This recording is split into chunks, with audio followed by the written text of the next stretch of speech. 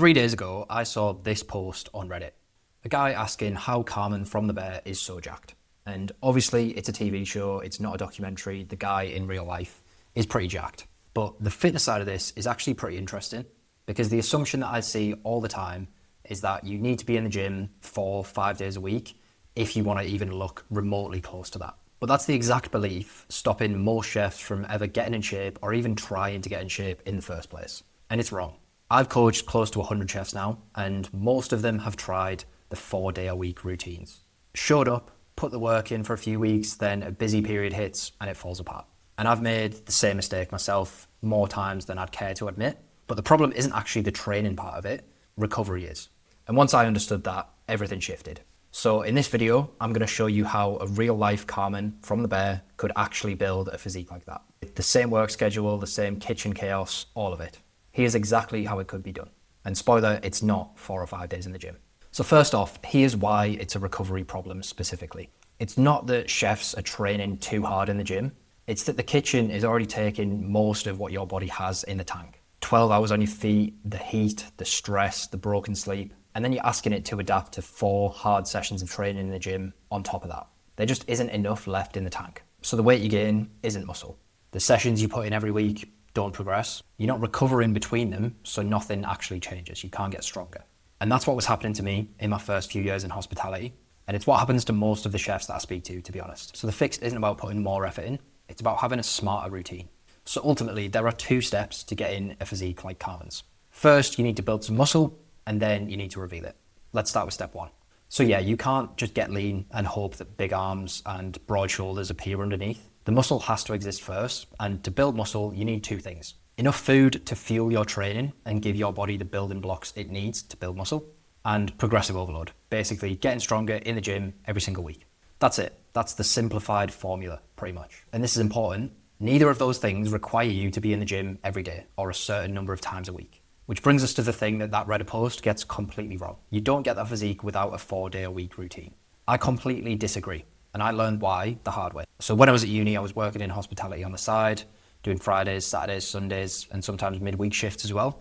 On my feet all weekend, every weekend. And during that time, I was also trying to bulk up. I was eating as much as possible, training in the gym as hard as possible, trying to basically gain as much muscle as possible. And over about 9 or 10 months, I gained probably somewhere in the region of 10 to 12 kilos. And I thought, right, I've been showing up for the last 9 or 10 months. I've trained hard. I've gained the weight. Surely I've built like a good deal of muscle. Except summer came and I started dieting back down. And as I was getting leaner and as the weight was coming off, getting closer to where I'd been the summer previously, it was starting to hit me that I looked pretty much the same. And by the time I got back to the same body weight that I had been the year before, I was standing there realizing that nothing had actually changed. Maybe there was a few extra grams of muscle in my frame, but not very much. Definitely not a year's worth of progress. That was painful. A full year of effort, showing up, thinking that I was making progress with literally nothing to show for it. But looking back, I know exactly why. I was asking my body to recover from uni and the nights out, full weekend shifts, and high training volume, all at the same time. There just wasn't enough in the tank for me to recover and actually build muscle. So all of that weight that I gained was mostly fat. And this is the bit that most people miss. If you're working 50 plus hours a week on your feet, 4 or 5 gym sessions on top of that isn't just difficult to fit into your schedule. Your body probably can't recover from all of it. So weeks go by, nothing changes, you're not getting stronger in the gym, and you just chalk it up to the lifestyle, thinking I've just got too much on at work at the minute.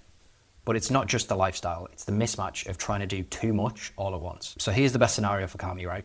If the restaurant is closed 2 days a week, or if he gets 2 days off, those are his training days. 2 sessions, that's it. Maybe he squeezes an extra one in later in the week, depending on time and energy. But that means he's pretty easily got the time to fit it in, and he can train hard without worrying about draining the tank and his recovery too much. So what do the workouts actually look like then? With 2 sessions a week, it's best to just do full body workouts, 60 to 90 minutes, 6 or 7 exercises per session. And you want to hit the big rocks. So you do a push movement for chest or shoulders. You do a pull-in movement for your back, a couple of exercises for legs, and then maybe 1 or 2 for arms or shoulders, and optional abs if you want to include that as well. Simple, nothing flashy, but that's the whole point. Now, it's not just copy and paste the same session twice. Workout A might start with a chest focused compound movement, Whereas workout B would shift the emphasis a little bit and do a back compound movement or a shoulder compound movement first. So you're getting slight variation between the two, but you're still hitting everything you need to each week.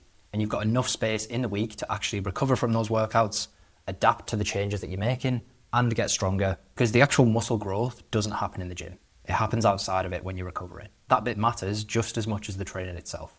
Remember, all you need is fuel as the building blocks and progression over time. But here's something that the Reddit post completely overlooks. You see it throughout the show. Carmen doesn't have a clue what to do with himself when he's not working. He's always finding reasons to go back in. He's always looking for fires to put out, always needing something to occupy his mind when he's not in the kitchen. So if he found something that scratched that itch, like the gym, it would make quite a lot of sense. And I've seen this play out with a client of mine, a guy called Michael. He came to me end of November, literally the last 2 weeks before all of the Christmas rush started, which, as you know, is a brilliant time to start something new. But he'd been trying to gain weight for a year or two. He tried going to the gym on his own, he tried just eating more to try and bulk up, but nothing stuck for more than a couple of weeks. He'd always just drift back to normal.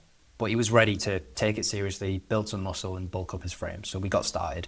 And he's a chef in a pretty decent hotel. And over Christmas, he had a specific kind of stress on top of the normal chaos. New staff and new managers, people who hadn't gone through a Christmas at that venue before, who thought they knew everything, who thought they owned the place, micromanaging everyone. And on top of that, customers at Christmas are, well, customers at Christmas. They're pretty demanding, high expectations, you know how it is. But what Michael kept coming back to was this. If he finished a bad shift, he'd go straight to the gym. He can put that stress somewhere. He can get it out of his system instead of going home and letting it spiral. But it wasn't just about stress relief. I'd check in with him throughout December, and he kept saying the same thing. He was managing on his feet a lot better. He'd noticed such a big difference in how his energy was, the stability during the day, and actually finishing a shift with energy left so he could go to the gym.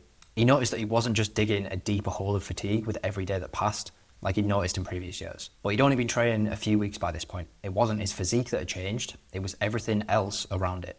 So yeah, the gym wasn't just where he went to build muscle, it was the time in his week where the kitchen stress couldn't follow it, where your brain can actually shut up for a bit. And in my opinion, that's what keeps chefs consistent long term. Not motivation or discipline, the fact that it gives you something back. It doesn't just take up time and energy, it gives you that and more. So if you take one thing away from this video, make it that. Anyway, Carmen's built some muscle, he's probably gained a little bit of body fat along the way, gotten a little bit softer in some places. That's totally normal. Think of it like a sauce reduction. You build the volume first, and then you reduce it down to concentrate the flavor. But this is where most people go wrong. They switch to toning workouts, using lighter weights, higher reps, more burn, more sweat. But it's a complete myth. The type of training that you were doing in the first place is what built the muscle. So if you want to keep that muscle, and you do, why would you change that? The training should stay exactly the same. The only thing that changes is nutrition. You drop calories slightly to get into a deficit, maybe 300 or 400 a day. And that could be as simple as just swapping a normal breakfast for like a protein shake instead. Not a cleanse, not a detox, just a small, consistent calorie deficit over time. And the specifics of how to do that properly, the tracking, the adjusting, all of it, that's a whole other video in itself. But the principle is the same. Same training, slightly less food, patience and consistency. So the ultimate question then, is Carmen's physique actually achievable for chefs? Yes, 100%. Just not through daily gym sessions, extreme cardio, and complicated plans built for 9-to-5 routines. But here's what I want you to actually take away from this. The Reddit post isn't wrong because Carmen's physique is easy to achieve. It's wrong because the method that it assumes, training 5 days a week, killing yourself in the gym, no compromise, that method is never going to work for a real chef's life. But once you stop trying to force the wrong thing, it's actually pretty simple. So now you know it's possible, and you've got an overview of the process. You're probably thinking, how do I actually lose the body fat then? Well, I said it's a full video on its own, so you can go watch that here. I'll catch you there.